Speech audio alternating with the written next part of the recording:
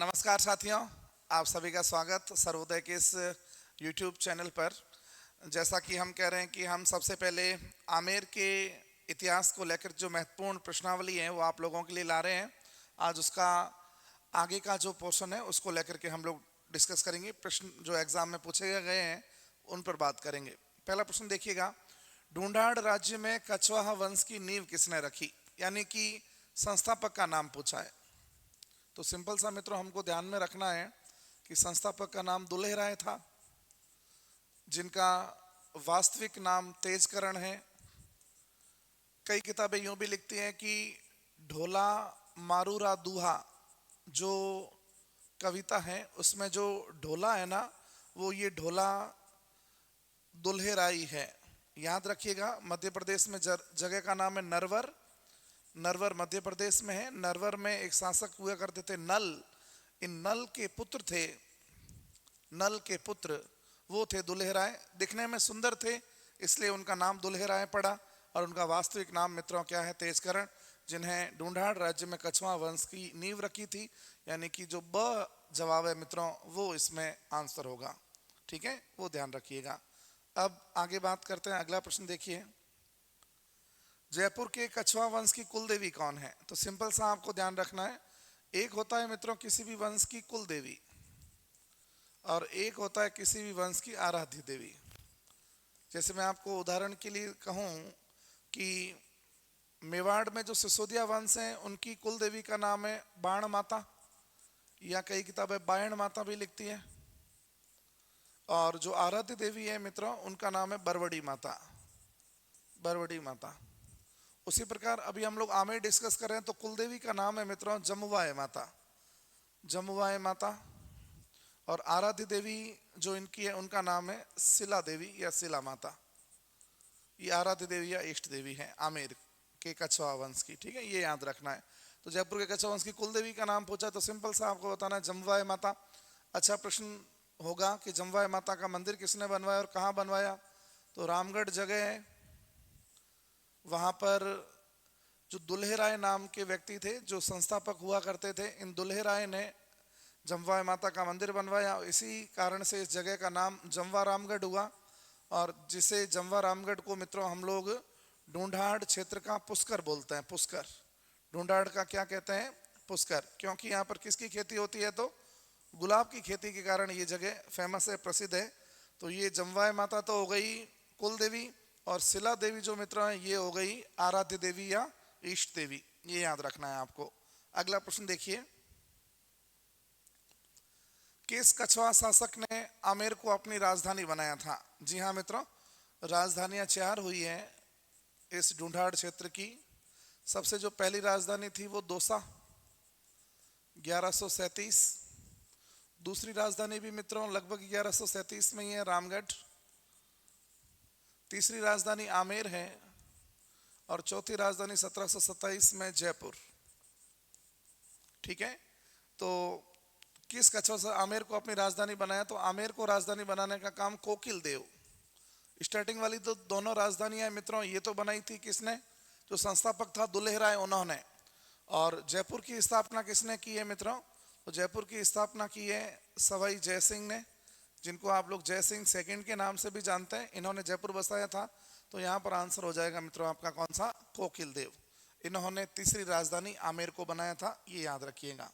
अब आगे अगला प्रश्न देखिए, अल्बर्ट हॉल नाम है, ये बहुत अच्छा प्रश्न है।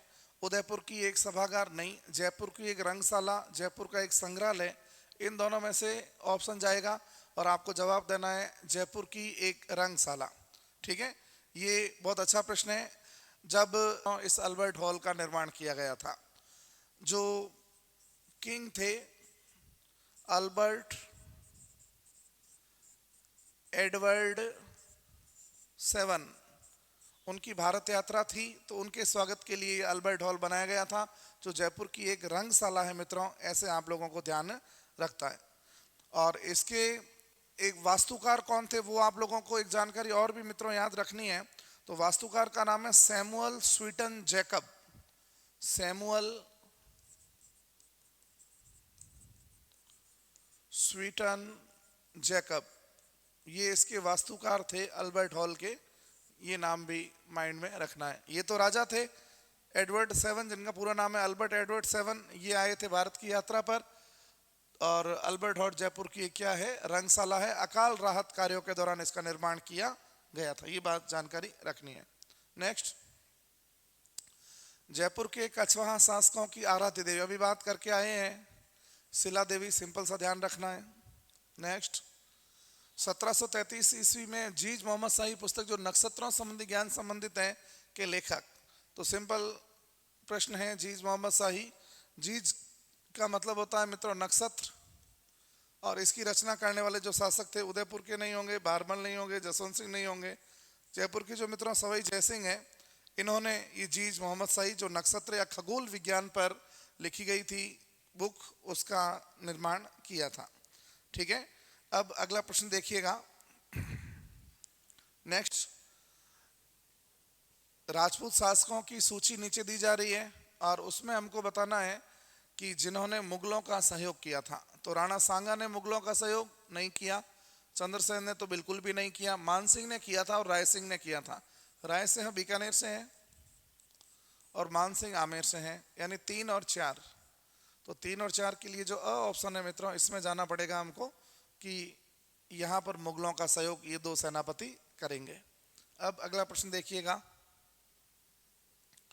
अकबर द्वारा मानसिंह को निम्नलिखित में से किन मुगल प्रांतों में सूबेदार नियुक्त किया गया था? मानसिंह को सूबेदार कहाँ बनाया है? काबुल में बनाया है, बिहार में बनाया है, बंगाल में बनाया है, बट गुजरात में कभी भी सूबेदार नहीं बनाया मानसिंह को। मानसिंह को कभी भी सूबेदार गुजरात में नहीं बनाया गया, माइंड में रखना है। तो इसका जवाब होगा मित्रों 1 2 3, ये जो ब है इसका, ये सही जवाब होगा। बहुत अच्छा प्रश्न है, ये ध्यान रखना है।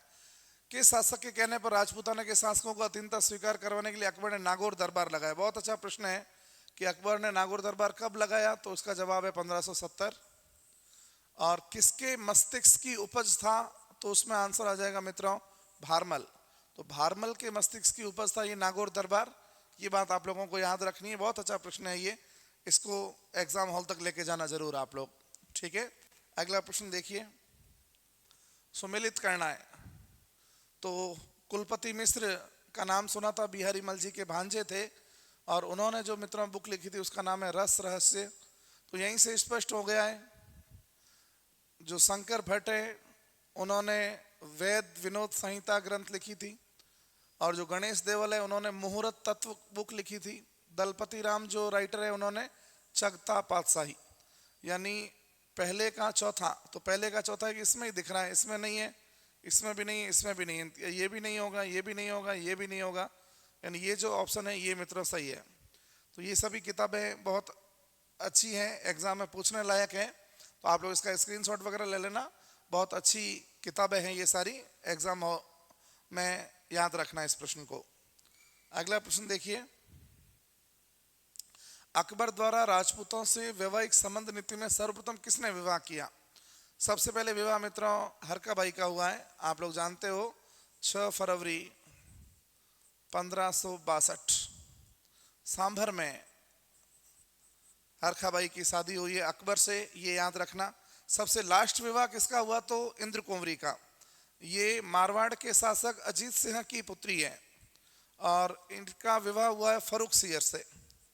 कहा जाता है कि बाद में अजीत सिंह ने ही फरुख सियर को मरवा दिया था, और अपनी बेटी को वापस जोधपुर ले आए थे, मारवाड़ ले आए थे, और वापस उसे हिंदू रीति रिवाजों के अनुसार पवित्र करने की कोशिश की थी। तो ऐसी बातें हम लोग सुनते हैं। ठीक है, तो ये बात आप लोगों को याद रखनी है। 1562 में सांभर में हरका बाई का विवाह हुआ है, इसको माइंड में रखना। अच्छा प्रश्न है, पूछा जाता है कई बार, इसको माइंड में रखना है, याद रखना है। ठीक है, और उसके बाद 2 विवाह और आप लोग देख रहे हो। तो एक विवाह हुआ है जो मित्रों मानबाई वाला, ये हुआ है 1585 में, और जो जगत गुसाई जिसे आप लोग जोधपुर के मोटा राजा उदय सिंह की पुत्री कहते हो, उसका विवाह हुआ है 1586 में। ये दोनों विवाह जहांगीर से हुए हैं, जहांगीर से। तो याद रखना है आपको, सबसे पहले हरका बाई वाला विवाह हुआ है। ठीक है, अगला प्रश्न देखिए, किस समूह की खगोलीय वैद्यशाला का निर्माण महाराजा जयसिंह जी द्वारा करवाया गया? तो जिसको आप लोग जंतर मंतर कहते हो, जंतर मंतर, यंत्र मंत्र, ये 5 जगह पर बनाए हैं। सबसे पहले जयपुर में, सबसे बड़ा जो है वो सबसे पहले दिल्ली में, सबसे जो बड़ा है वो जयपुर में, उसके बाद उज्जैन, मथुरा और बनारस, है ना। ये सही जवाब होगा। आगरा में नहीं है, इस वाले ऑप्शन के अनुसार आगरा इसमें भी नहीं है और जोधपुर में नहीं है, यानी कि जो पहला ऑप्शन है ये 5 जगह पर है। आप लोग याद रखना, खगोल विज्ञान की जानकारी के लिए या सूर्य के आधार पर समय की गणना करने के लिए सौर वेधशाला बनाई गई थी 5 स्थानों पर, जिसे हम लोग जंतर मंतर के नाम से जानते हैं, जो यूनेस्को के द्वारा 2010 में 2010 में वर्ल्ड हेरिटेज लिस्ट में भी उसे शामिल कर दिया गया है। ये भी आप लोग जानकारी रखिएगा। अब आगे अगला प्रश्न की तरफ बढ़ते हैं हम लोग। अगला जो प्रश्न है वो उसको देखिएगा। उन 2 सरदारों के नाम बताइए जिन्होंने अकबर के समय 7,000 की वंशधारी प्रदान की गई थी। तो मानसिंह तो याद होगा, मुझे उम्मीद है आप लोगों से। और एक अकबर की फैमिली में ही थे जिनका नाम था मिर्जा अजीज कोका, मिर्जा अजीज कोका।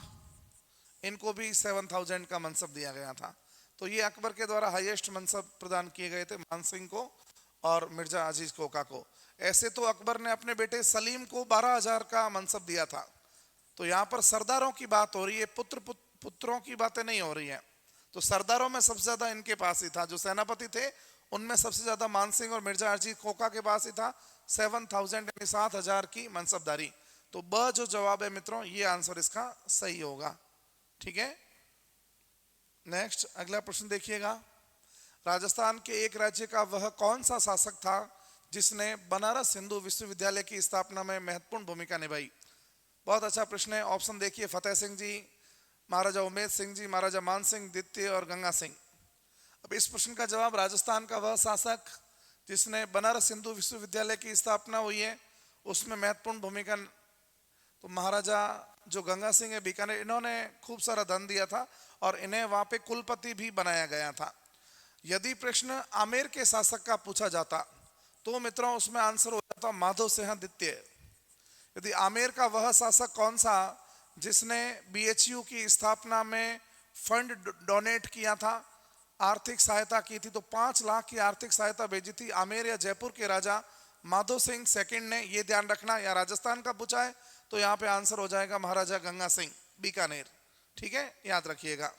नेक्स्ट और अंतिम प्रश्न आज का वो देखिएगा।